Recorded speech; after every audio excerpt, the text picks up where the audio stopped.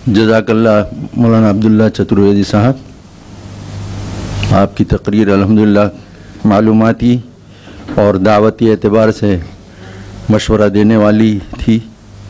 अब एक मुख्तसर सा सवाल और जवाब का सेशन हम शुरू करते हैं। कुछ और जगह भी मेहमान बैठे हैं हमारे। सबसे पहले मैं यहाँ पर बैठे सामाईन में से गुजारिश करूँगा कि वो सवाल करें। अस्सलाम वालेकुम। हिंदू मत में इंसानों की तख्लीक और आखिरत के बारे में क्या कहा हुआ है, इसके बारे में ज़रा तफसील बताएं। हिंदू मत में इंसानों की तख्लीक के बारे में तो यही बात है जिसको हमने वाज़ेह तौर पर कहा कि वो भी इस बात पर इत्तेफाक रखते हैं कि शुरू में इस धरती पर एक ही स्त्री पुरुष आए और उसी से लोग फैले। लेकिन आखिरत के बारे में उनका एतकाद बहुत ही अजीब व गरीब है। मैं यही सोच रहा हूँ कि कहाँ से शुरू करूँ, कहाँ से ख़त्म करूँ, इतना अजीब गरीब है। मुख्तलिफ़ ख़यालात हैं। कुछ लोग तो ये कहते हैं कि 84 लाख योनियों में भ्रमण करता है कर्मों के आधार पे, हालांकि बिल्कुल बातिल अक़ीदा है उनका। इसकी एक दलील दे दूं ताकि आपको समझाने में आसानी हो। ये अक़ीदा उनका यूँ गलत है कि उनसे आप ये कहिए कि अगर कर्मों के आधार पे आदमी जन्म लेता है तो आप ये कहिए धरती पर पहले बनस्पत ने जन्म लिया या मनुष्य ने जन्म लिया। तो जानते हैं कि उनके ग्रंथों में भी लिखा हुआ है, साइंस का भी इत्तेफाक है, पहले बनस्पत ने जन्म लिया। तो उनसे कहिए इस किस कर्म के आधार पर जन्म लिया, तो जाहिर बात है लाजवाब हो जाते हैं, तो कर्म तो था ही नहीं। तो ये तो उनकी एक मनगढ़ंत बात है। इसी एतबार से कुछ लोग कहते हैं कि नहीं साहब, परलोक है और उसमें स्वर्ग और नर्क भी है, लेकिन वो बहुत ही धुंधला और बहुत ही सतही अंदाज पर है, उसका कोई गहरा और मजबूत बुनियाद नहीं है, बहुत ही हल्का। और जब उनसे डीपली आप बहस कीजिए, अक्सर चूँकि मंदिरों में हमारे उनसे सत्संग होता है, उसमें जो बहुत डीपली बात किया जाए तो वो भी उससे भाग निकलते हैं। तो ऐसा पता चला, जहाँ तक मेरी तहक़ीक़ और रीडिंग है, हो सकता है आप लोग मुझसे ज़्यादा जानते हो तो हमको बता दीजिएगा कि उनके यहाँ आखिरत का सच्चा तसव्वुर नहीं है। साइबर कैफ़े से जो लोग बैठे वहाँ से कोई सवाल करना चाहे तो कर सकते हैं। साइबर कैफ़े से। अस्सलाम वालेकुम। वालेकुम सलाम। आपने एक ईश्वरवाद के बारे में बताया जी, लेकिन हिंदुओं के बहुत सी किताबों में क्या इसमें कई खुदा के बारे में तसव्वुर है, या और बुत परस्ती के बारे में कोई तसव्वुर है क्या इसमें? एक ईश्वरवाद के बारे में तो है तसव्वुर, लेकिन क्या बुत परस्ती और कई खुदाओं के बारे में तसव्वुर मिलता है? जो उनका वेद है उस वेद में तकरीबन तौहीद की बात मिलती है, ईश्वरवाद की बात मिलती है, लेकिन जो इनके पुराण हैं और जो इनके उपनिषद हैं, चूँकि इसमें ख़ुद उनके बड़े बड़े मुफ़क्रीन की, जैसे पंडित जवाहरलाल नेहरू ने डिस्कवरी ऑफ इंडिया में एक बात लिखी, इसे कह दूँ तो आगे बात समझना आसान होगा, कि ये कोई मजहब ही नहीं उन्होंने कहा, और उसकी वजह भी उन्होंने बयान की। उसकी डिटेल में जाकर इतना कह दूँगा, कुछ लोगों ने अपनी तरफ से गढ़ करके ये बहुत सारे खुदाओं की इबादत को रस्म दिया और उसमें उनके बहुत सारे मफाद छुपे हुए थे। वैसे जहाँ तक वेदों का ताल्लुक़ है, वेदों में एकेश्वरवाद की ही तालीम दी गई। अब कोई सवाल जूनियर केजी में जो बैठी हैं बहनें, वहाँ से अगर हो तो करें। अस्सलाम वालेकुम। वालेकुम अस्सलाम रहमतुल्लाह। मैं ये जानना चाहती हूँ कि लोग कहते हैं कि सुबह मेराज में हम अच्छा पका लें, खा लें और मतलब पड़ोस में दे लें, और बच्चा पैदा हो तो खुशियाँ मना लें जी। तो ऐसे ऐसे शादी ब्याह में है छोटा मोटा खुशियाँ मना लें, तो ये सब कैसे है, ठीक है या के? एक जुमले में से समझ लीजिए आप, इस्लाम किताबी है, रिवाजी नहीं। खुशी में इतराना और गमी में मातम करना यह गैरों का दस्तूर है। मेरे नबी ने हुक्म दिया, खुशी में अल्लाह का शुक्र करो, गमी में सब्र करो। सब्र की डिफिनेशन, सब्र की तारीफ ये है कि अल्लाह के अम्र के मुकाबले में कोई नागवार चीज़ पेश आवे तो जम जाए, आदमी घबराए नहीं। बस इतनी सी बात है। बाकी जो आप पूछ नहीं, इसका कुरान हदीस में कहीं सबूत नहीं मिला मुझे। इससे पेशतर के सवालात का सिलसिला आगे बढ़ाया जाए। मेरी आप सबसे मुअद्दबाना गुजारिश है कि किसी इख्तिलाफी मसले पर सवाल न करें।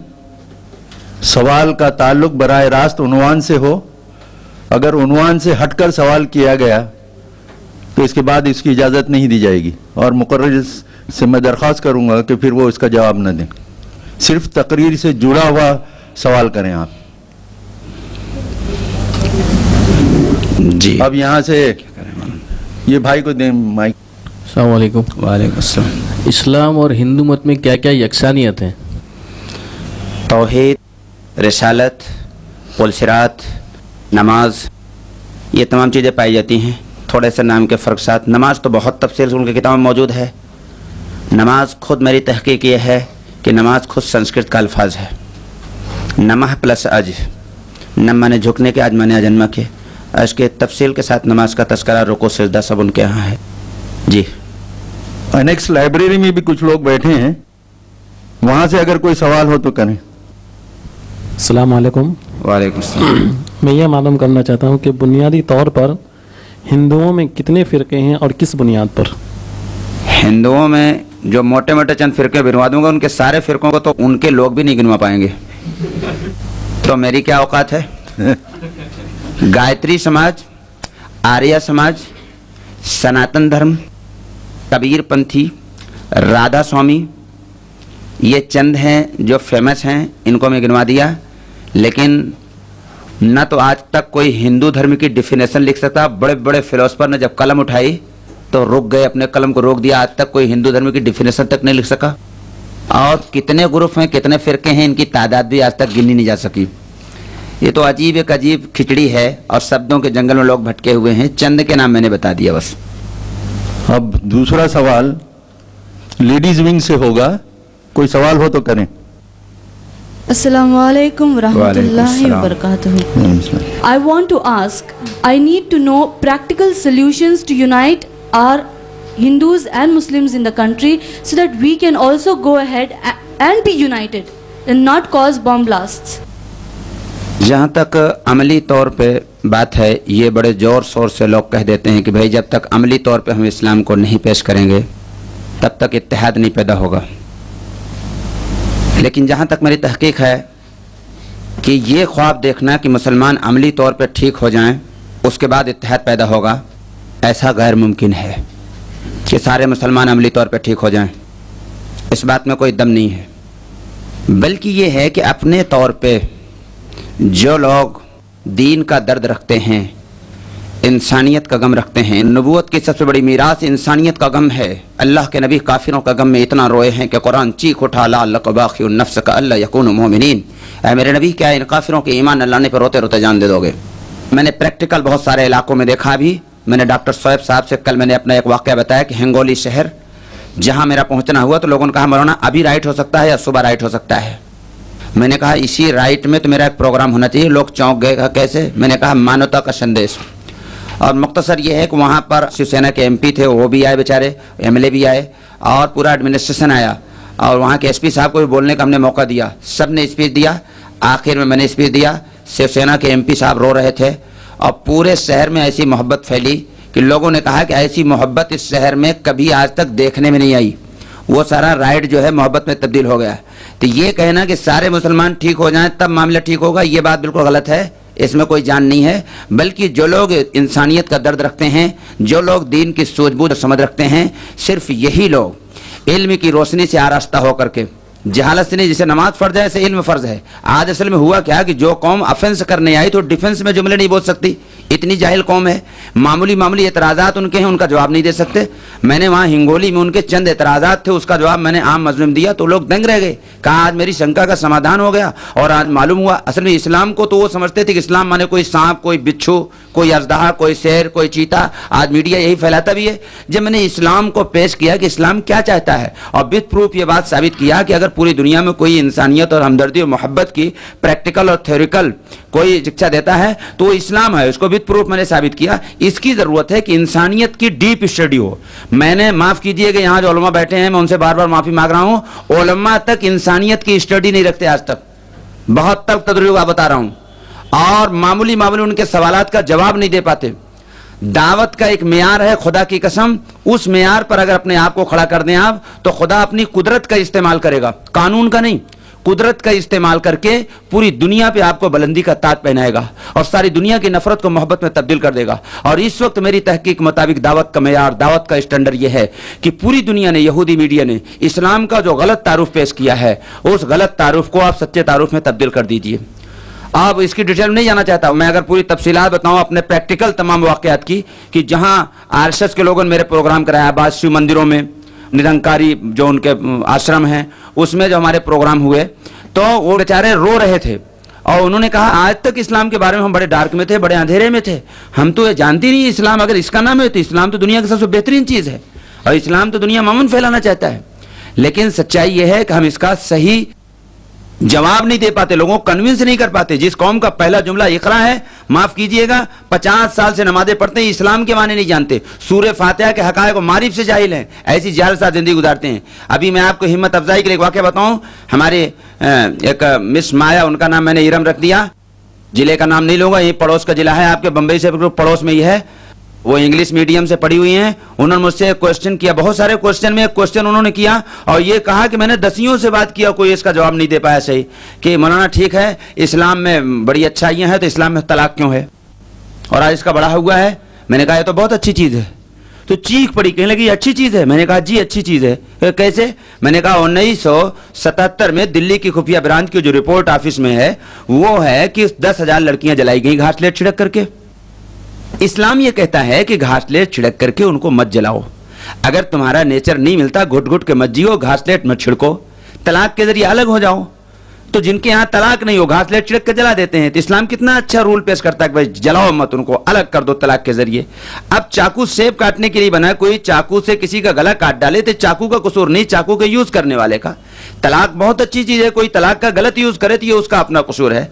बहरहाल इस पर वो कलमा पढ़ ली। इस एतबार से बेशुमार चीजें हैं, मोटी मोटी चीजें, उनके बहुत सारे एतराजात हैं, मोटे मोटे हैं और उनके मोटे मोटे जवाबात हैं, लेकिन मुसलमान नहीं जानते। अगर उनको आप जान लें और उनको आप कन्विंस कर दें तो मुझे अल्लाह की जात से उम्मीद है कि नफरत जो है मोहब्बत में तब्दील हो जाएगी। ये जरूरी नहीं कि सारे मुसलमान एक से हो जाएं, अच्छे हो जाएं। रसूल के जमाने में सारे मुसलमान अच्छे नहीं हुए थे, इसके सबूत मेरे पास मौजूद हैं। आपके जमाने में कहां सारे मुसलमान अच्छे हो जाएंगे, आपने इसका कहां ठेका ले रखा है। अब आज लोग बर्नार्ड साहब का वो स्टेटमेंट दे देते हैं बड़े जोर से, साहब वो कहता है दुनिया का सबसे बेहतरीन तोहफा इस्लाम है और बदतरीन कौम मुसलमान है। मैं पूछता हूं उससे, अगर इस्लाम बहुत अच्छा मजहब है तो उसने इस्लाम को खुद क्यों नहीं एक्सेप्ट किया? अब लोग कहते साहब मुसलमानों को देख करके, मैं कहता हूं एक खजाने पर सोना चांदी रखा हुआ हो और उस पर आकर सांप बैठ जाए तो क्या आप छोड़ दोगे सांप की वजह से? पूरा बंबई टूट पड़ेगा सांप को मारने में, उसको हटा करके ले लो पूरा खजाना। अगर इस्लाम बहुत अच्छा है आप जानते हो तो बुरों की वजह से आपने अच्छा ही क्यों छोड़ दिया? आप जो जानते हो इस्लाम अच्छा है तो इस्लाम को क्यों नहीं एक्सेप्ट करते? ये कहकर के साहब इस्लाम को मानने वाले बहुत सारे इस्लाम कबूल नहीं करता है, ये बात बिल्कुल गलत है, ना अकल में आती है ना प्रैक्टिकल माहौल में इसको देखा जाता है। ये सब बेकार की बातें हैं लोगों की। बस जितने लोग अपने दिलों में दर्द रखते हैं, सूझबूझ रखते हैं, उनको चाहिए कि मिशन में आगे बढ़ें। अल्लाह फिर अपनी कुदरत का इस्तेमाल करके पूरी दुनिया पे आपको बुलंदी का ताज पहनाएगा। साइबर कैफे से कोई सवाल हो तो करें। अस्सलाम वालेकुम। वालेकुम अस्सलाम। मुझे सवाल पूछना था, रीबर्थ के बारे में आपका क्या ख्याल है? जब इन लोग कहते हैं कि रीबर्थ और उनके पास एविडेंस और प्रूफ है रीबर्थ के बारे में, और दलाई लामा में भी बताता है कि ये मेरा पर्टिकुलरली। देखिए, इंसान पैदा होने से पहले कहाँ था पहले ये समझ लीजिए, जो आज की साइंस की तहकीक है। ज़मीन के ज़र्रात में, जानवरों की खाद में, हवाओं की लहरों में, पानी के थपेड़ों में, सूरज की किरणों में, चंद्रमा के प्रकाश में फैला हुआ था। अनाज को मिट्टी में डाला गया तो हवा ने, पानी ने, खाद ने, धूप ने, सब ने मिलकर उसको उगाया। अभी यूपी में एक मरतबा अनाज पैदा हुआ, जो खाए लूज मोशन चालू हो गया। डॉक्टरों ने कहा 15 दिन धूप नहीं निकली इसलिए जहर पैदा हो गया। तो मालूम हुआ अनाज में सूरज का भी अंश आया, चंद्रमा का भी आया, धूप का, पानी का, हवा का, खाद का, मिट्टी का सब आया। फिर अनाज तैयार हुआ, उसको पिताजी ने खाया, वीर्य का गंदा कतरा बना। फिर पिताजी के अंदर से निकलकर माँ के रहम में गया। फिर साइंस से कहती 40 दिन तक कतरा रहा। फिर 40 दिन के बाद गोश्त बना। फिर साइंस से कहती 40 दिन के बाद वो शरीर बना। फिर 40 दिन के बाद उसके अंदर आत्मा का प्रवेश हुआ, जिसको रूह कहते हैं। तो जो मनुष्य पैदा होने से पहले पृथ्वी से लेकर आकाश तक फैला हुआ था, उसको कतरे की शक्ल में इकट्ठा किया, कतरे से एक बेहतरीन शरीर बनाया और फिर 9 महीना माँ के पेट में रहा। उसके बाद बाहर निकाला।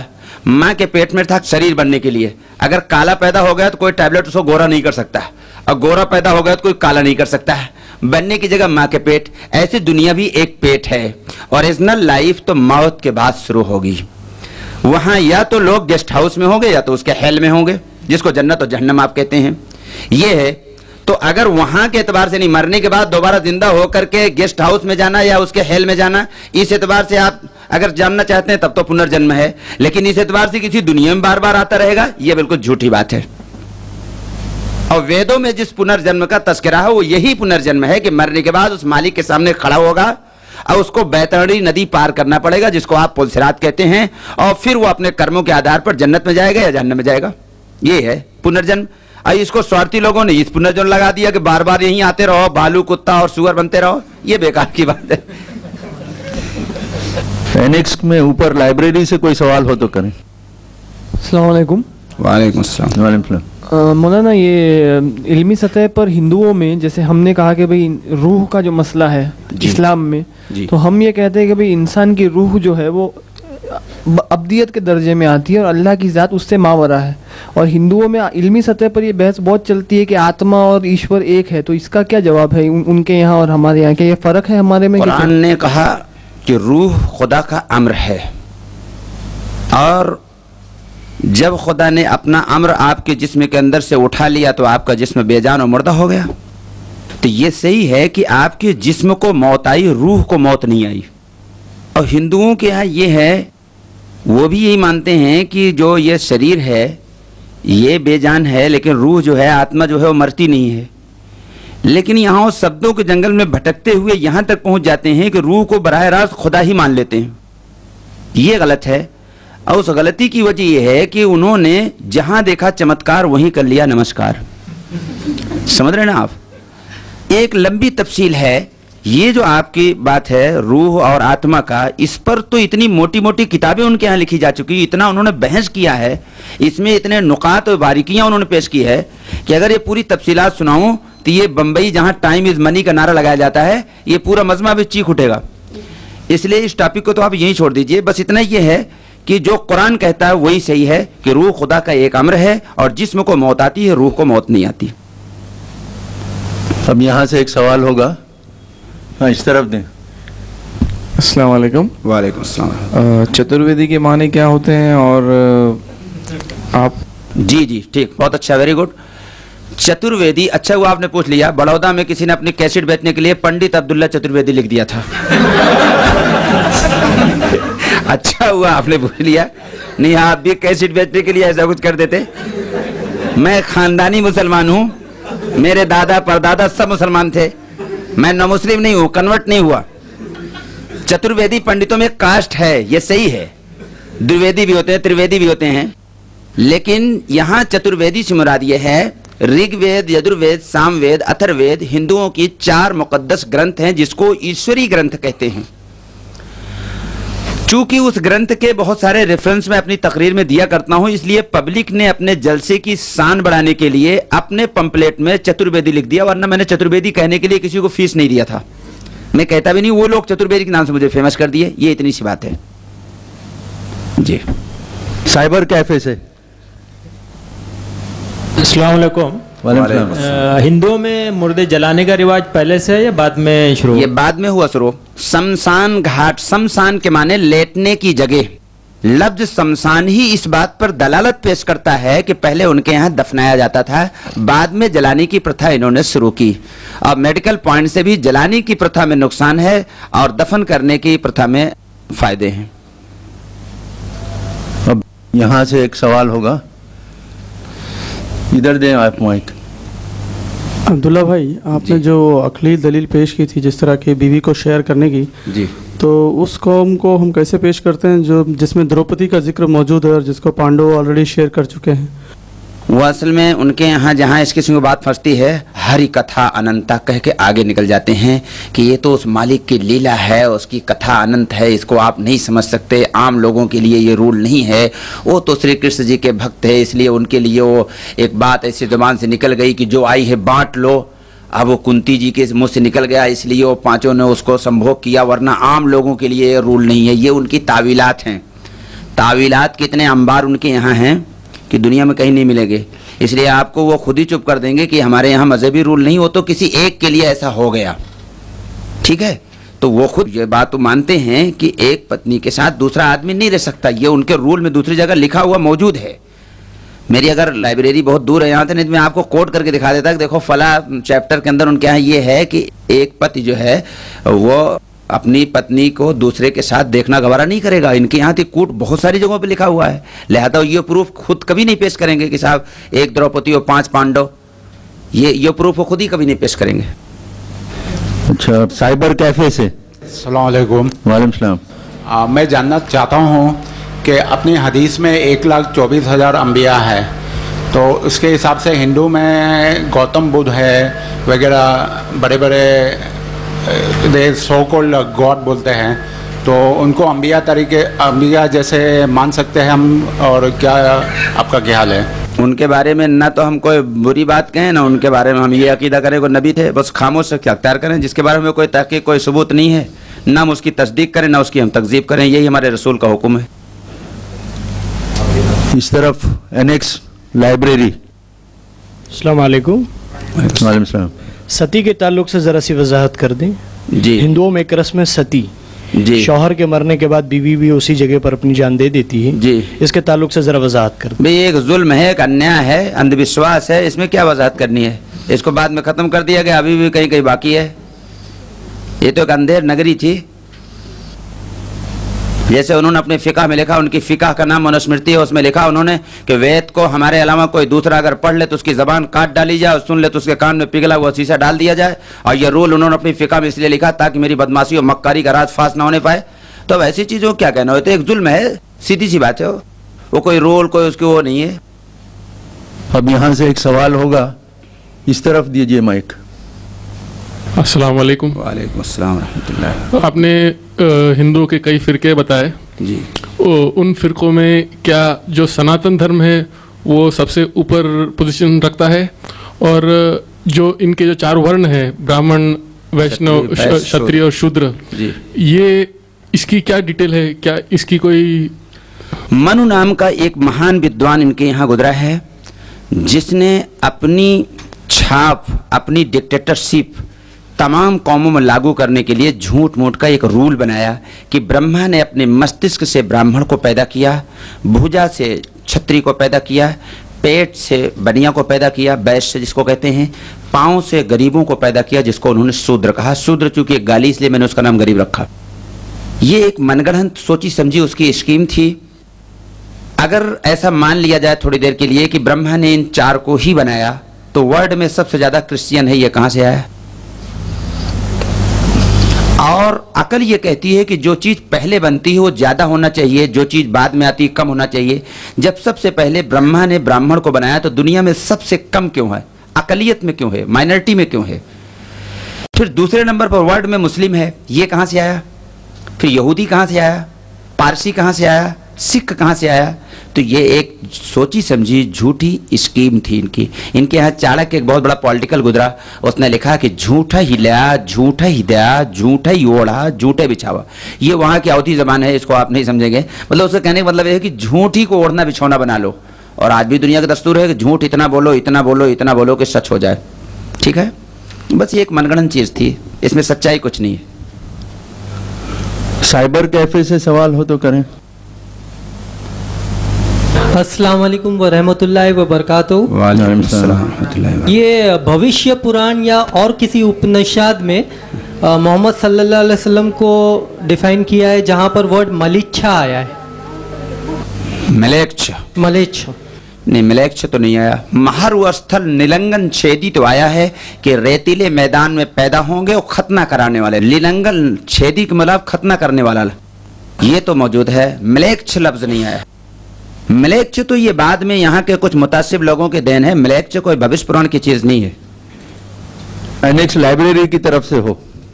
अस्सलाम वालेकुम। वालेकुम अस्सलाम। जैसे हम कुरान की इबादत करते हैं, कुरान के औराक अगर कहीं गिरे रहते हैं तो उसको उठा के चूमने लगते हैं या रख देते हैं सही से जी। इसी तरह से कहीं और किताबों, गैर मजहब की किताबों की क्या हम हिफाजत करें या नहीं करें? देखिए, इल्म जो है उसकी कद्र करनी चाहिए। मतलब ये कोई अखबार भी है, अगर नीचे पड़ा हुआ है उसको उठा के आप रख दीजिए तो ये तो अच्छी बात है। उसको गंदगी में न फेंकिए, ये तो अच्छी बात है। इल्म की कदर करनी चाहिए। रसूल अकरम सल्लल्लाहु अलैहि वसल्लम से इसके सबूत मौजूद हैं। एक मरतबा आप सल्लल्लाहु अलैहि वसल्लम एक अर्थी जा रही थी, आप खड़े हो गए लोगों ने कहा अल्लाह के नबी तो गैर मुस्लिम के अर्थी है, मुसलमान का जनाजा थोड़ा है। अल्लाह के नबी के तेवर बदल गए, फरमाया इंसान तो है। ऐसे हर इल्म की कदर करनी चाहिए, नाकदरी की और नफरत की तो कहीं इस्लाम में गुंजाइश ही नहीं है। अब यहाँ से एक सवाल होगा, उस तरफ दें जी। अस्सलामु अलैकुम वरहमतुल्लाहि वबरकातुहू। वालेकुम अस्सलाम।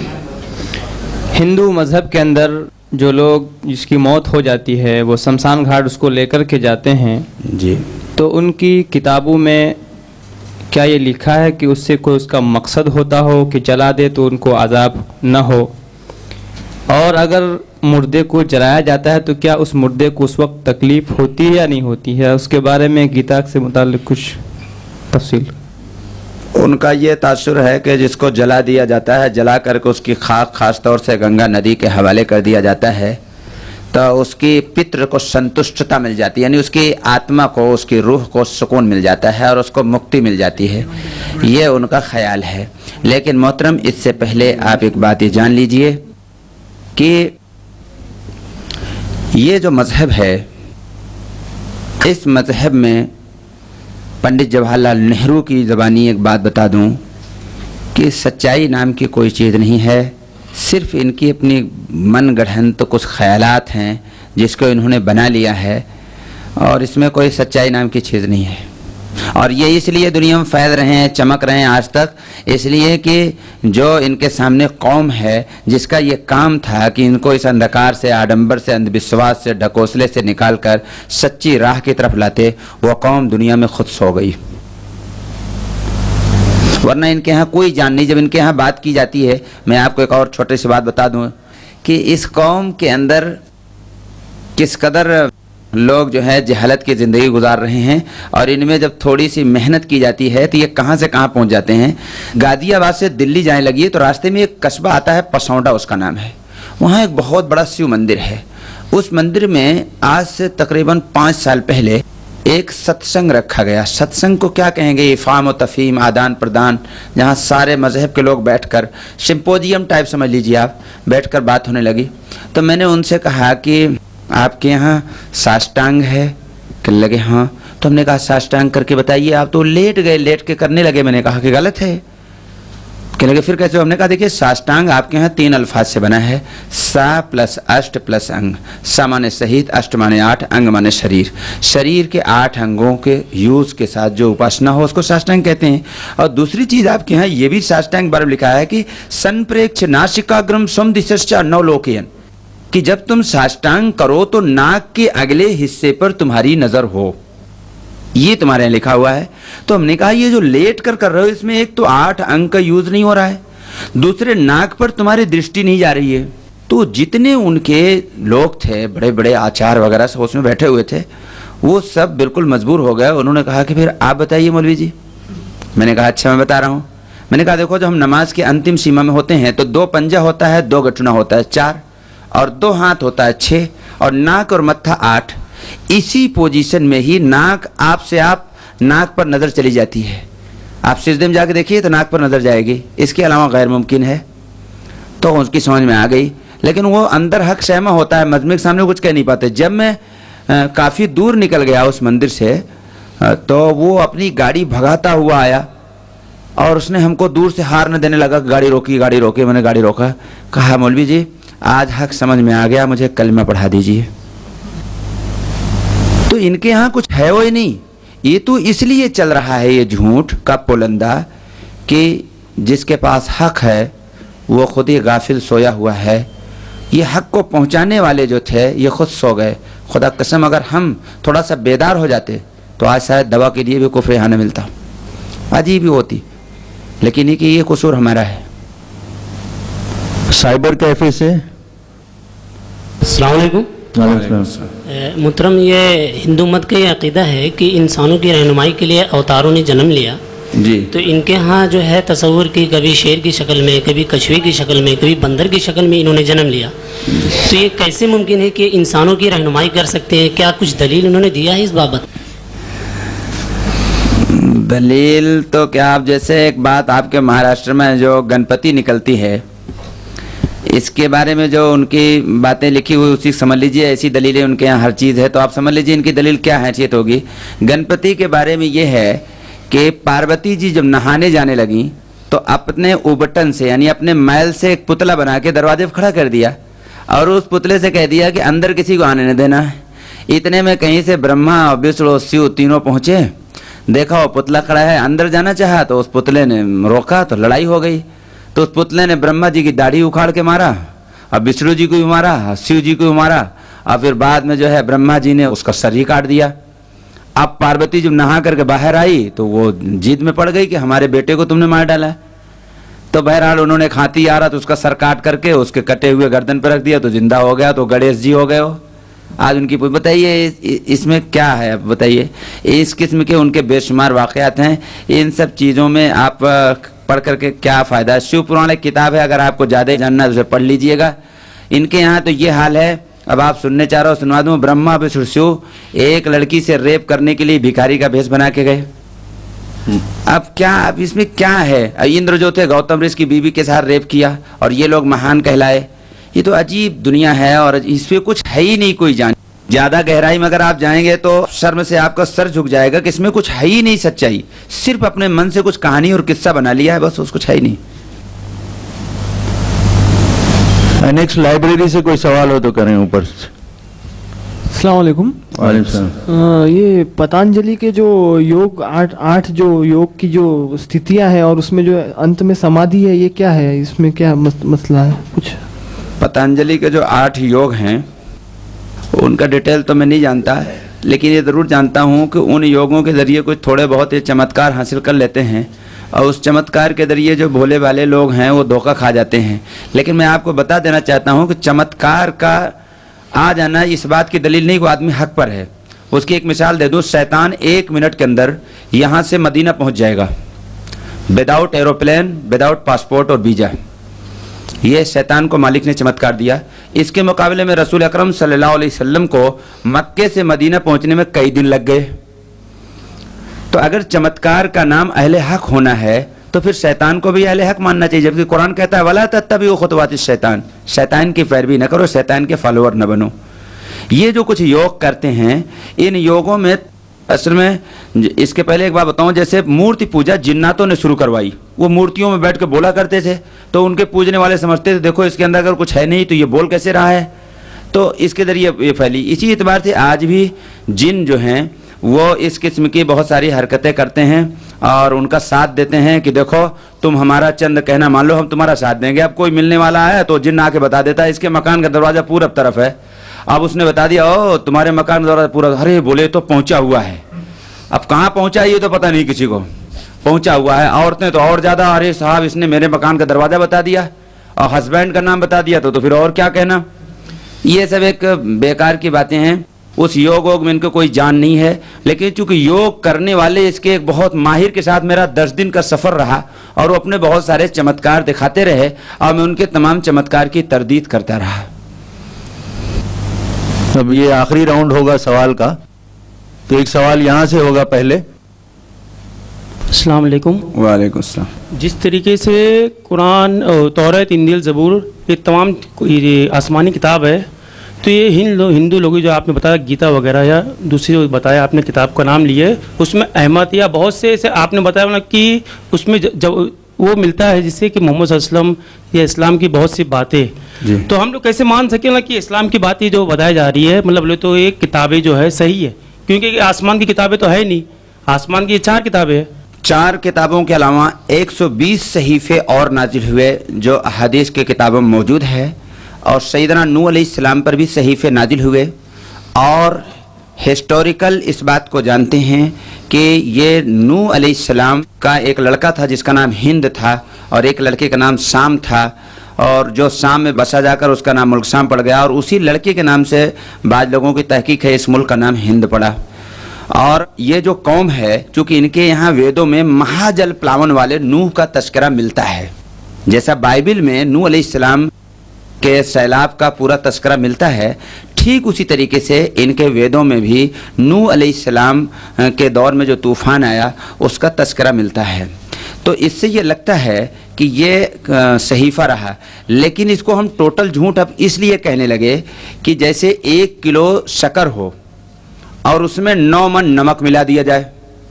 9 मन नमक समझ रहे हो, मान लीजिए 9 कुंटल नमक मिला दिया गया, तो उस शक्कर का कहीं नामो निशान मिलेगा। ठीक यही पोजीशन इनके इन वेदों की है कि जैसे ये जो गीता है इसमें पहले 80 श्लोक थे, अब कितने हैं? 720 श्लोक हैं। तो कितनी चेंजिंग हुई। और गीता भी 2 किस्म के है, अष्टावक्र गीता है और भागवत गीता है। 32 रामायण हैं। कितनी रामायण है? आप तो वाल्मीकि और तुलसी 2 ही जानते हो, 32 रामायण हैं। हर रामायण एक दूसरे के विपरीत जाती है, और एक में कुछ मिलता है, दूसरे में कुछ मिलता है। और फिर इसमें भी इनका बड़ा इख्तलाफ है। 90% लोग ये कहते हैं कि साहब ये तो 2 बिरादरियों की लड़ाई थी और ये एक नाबिल है, और 10% ये कहते हैं नहीं ये साहब ये तो सच्चाई है और ये हकीकत है। तो इसमें इनका खुद ही का बड़ा मतभेद है। जी, साइबर कैफे से कोई भाई सवाल करना चाहेंगे? अस्सलाम वालेकुम। वालेकुम अस्सलाम। अच्छा, मेरा सवाल ये है कि यहाँ पे जो गौतम बुद्ध के मज़हब को मानने वाले जो लोग हैं जी, जिसमें मतलब खुदा का तस्वुर ही नहीं है कोई, वो लोग खुदा को मानते ही नहीं, और वो लोग चैलेंज करते हैं सब लोगों को कि तुम अगर वो कोई हिंदू मज़हब को अगर चैलेंज करते हैं कि तुम राम को लेकर बताओ हमें, या फिर मुसलमानों को चैलेंज करते हैं कि तुम हमको अल्लाह बता दो तो हम मान लेंगे। जी, तो अब हम अल्लाह को तो नहीं बता सकते उनको, क्योंकि यहाँ पर नहीं, हम बता सकते हैं। आप सुनिए, और बहुत से बौद्धिस्ट मेरे हाथ पर कलमे पढ़ चुके हैं। आप सुनिए, दुनिया में बेशुमार चीज़ें ऐसी हैं जो दिखाई नहीं देती, सिम्टम्स के जरिए मानी जाती हैं। फॉर एग्जाम्पल, एक आदमी जंगल में जाए, मकान का खंडहर देखकर कह देगा कि इस मकान का बनाने वाला कोई ज़रूर है, हालांकि बनाने वाला दिखाई नहीं दे रहा है। उसका सिम्टम्स है, खंडहर को देखकर कह दे रहा है। इसी एतबार से हवा दिखाई नहीं देती, लेकिन हवा बदन को टच होती है, इससे मालूम होता है कि हवा है। ये उसके सिम्टम्स हैं। इंसान का दिमाग दिखाई नहीं देता, लेकिन उसके सिम्टम्स हैं। अगर आदमी ढंग का काम कर रहा है तो समझ लो दिमाग है, और अगर ढंग का काम नहीं कर रहा है तो आदमी समझ गया कि भाई हाफ माइंड हो गया है, इसको ले जाओ पागल खाने में। ये सिम्टम्स हैं। इसी एतबार से मेडिकल साइंस कहती है कि इंसान जो खाना खाता है 4 चीजें बनती है, साल्ट, कैल्शियम, शुगर, आयरन। अब आप किसी डॉक्टर से जाके डॉक्टर साहब थोड़ा सा साल्ट दे दीजिए, गोश्त में डालना है, तो क्या कहेगा कि इसका दिमाग खराब हो गया है। अरे दुनिया का साल्ट और है, इंसान के बदन का साल्ट और है, जिसको तुम देख भी नहीं सकते, उसके सिम्टम्स हैं। अच्छा, कैल्शियम दे दो, तो कहेगा भाई दुनिया का कैल्शियम और है, इंसान के बदन का कैल्शियम और है, जो दिखाई नहीं देता, सिम्टम से पहचाना जाता है। उसके लिए जब उसकी पहचान हो जाती है तो आस्ट्रो कैल्शियम सिरप है, टैबलेट है, कैप्सूल है, वो दिया जाता है। तो मैं दुनिया में बेशुमार ऐसी चीजें हैं जो दिखाई नहीं देती, बगैर देखे आदमी सिम्टम से मानता है। तो मकान का खंडहर देखकर बगैर देखे हुए उसका बनाने वाला मान लिया तो वो नादान। इतना बड़ा आसमान बगैर खंभे को उस मालिक ने खड़ा कर दिया, ये उस मालिक के सिम्टम्स हैं। इसको देखकर इसका बनाने वाला तुम्हारी समझ में क्यों नहीं आता?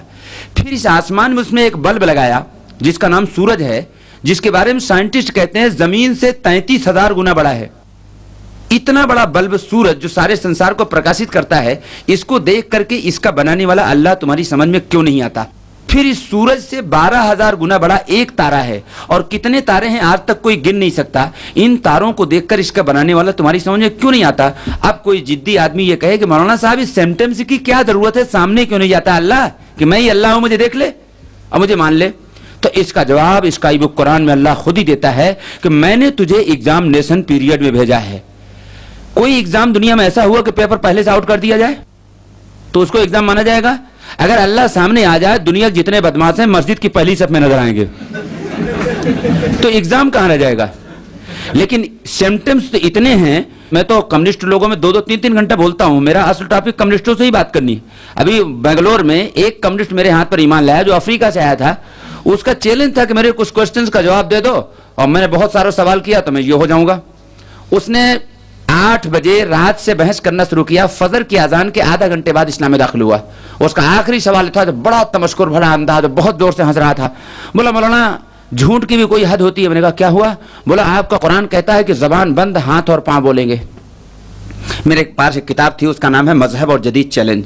वो मैंने खोला, उसमें एक अमेरिका के साइंटिस्ट का स्टेटमेंट लिखा हुआ था। मैंने कहा इसको पढ़ो। उसमें ये लिखा था, अमेरिका का साइंटिस्ट ये कह रहा है कि मैं अनकरीब एक ऐसी मशीन बनाने वाला हूं जो इंसान की पांव की खाल में लगा दूंगा तो पैदाइश से लेकर आज तक जितनी बकवास किया कैसेट की तरह बोलेगी। मैंने कहा इसको जानते? बोले हाँ, मेरी इसकी मुलाकात है। मैंने कहा जब मनी के गंदे कतरे का बना हुआ इंसान ये दावा कर सकता है कि इंसान की खाल को बुलवा ले, तो वो सुपर पावर जिसने विदाउट मटेरियल कायनात के हर चीज को बनवाया, वो तुम्हारी खाल को और हाथ पांव को क्यों नहीं बुलवा सकता? क्या जवाब है तुम्हारे पास? और विदाउट प्रूफ किसी चीज को न मानना ये पागलों की पहचान है, अक्लमंदों की नहीं। बहरहाल फजर के अदान से पहले इस्लाम में दाखिल हुए।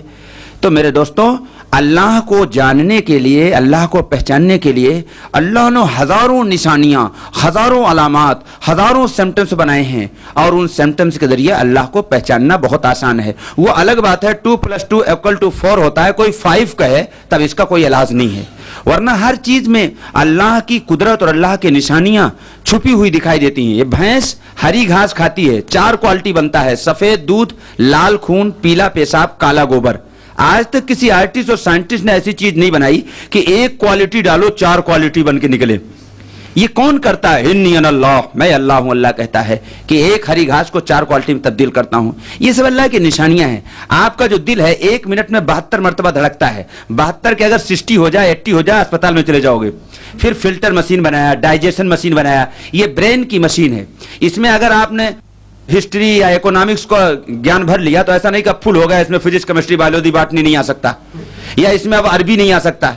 ये ऐसा बना है कभी फुल ही नहीं होता है। आज तक दुनिया में कोई ऐसा बर्तन है जो कभी फुल ना होता हो, लेकिन अल्लाह ने ऐसा ब्रेन आपके बनाया, ऐसी मशीन बनाई कि ये कभी फुल नहीं होता है। ये पूरी मशीनरी पर ही अगर गौर कर लो तो अल्लाह की खुदाई समझ में आ जाए।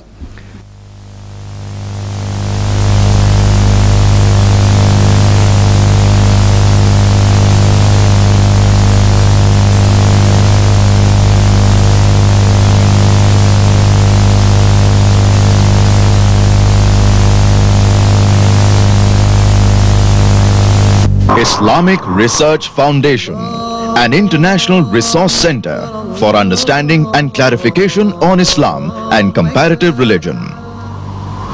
Islamic Research Foundation provides for free hire and sale video and audio cassettes on Islam and comparative religion, this being the largest and best collection internationally. It includes films, television programs, documentaries, Quranic and Islamic studies programs, as well as interviews, lectures, symposia, debates, etc.